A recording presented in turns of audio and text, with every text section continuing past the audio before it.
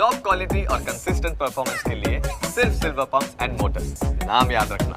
આ તરફ જેલમાં બંધ ગણેશ ગોંડલની જે જામીન અરજી છે એ મંજૂર થઈ ગઈ છે। ગણેશ ગોંડલને હવે જામીન મળી જશે। જ્યોતિરાદિત્યસિંહ ઉર્ફે ગણેશ જાડેજાના જામીન મંજૂર થયા।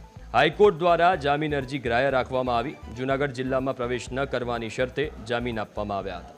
હત્યાના પ્રયાસ, એટ્રોસિટી સહિતના ગુનામાં જેલમાં બંધ છે ગણેશ જાડેજા। ગુજરાત હાઈકોર્ટે ગણેશ ગોંડલને શરતી જામીન આપ્યા છે। આજે અમારા માટે ડબલ ખુશી છે। એક તો અમારા ગણેશભાઈ જે ખૂબ જ લોકોના દિલમાં વસી ગયા છે, એવા ગણેશભાઈને આજે જામીન પણ મળ્યા, અને બીજું ગણેશભાઈને એના જીવનનો પહેલો જ બહુ જ મોટો અને સારો એવો હોદ્દો પણ આજ મળ્યો કે અમારા ગોંડલના ગણેશભાઈને લોકોએ જેલની અંદર બેઠા બેઠા પણ છૂટાવી દીધા હતા। એ ગણેશભાઈ આજે સવારે નાગરિક બેંકના વાઇસ ચેરમેન બન્યા અને આજે ગણેશભાઈ બહાર પણ આવ્યા, એટલે ગોંડલ માટે બહુ ખુશીનો માહોલ છે।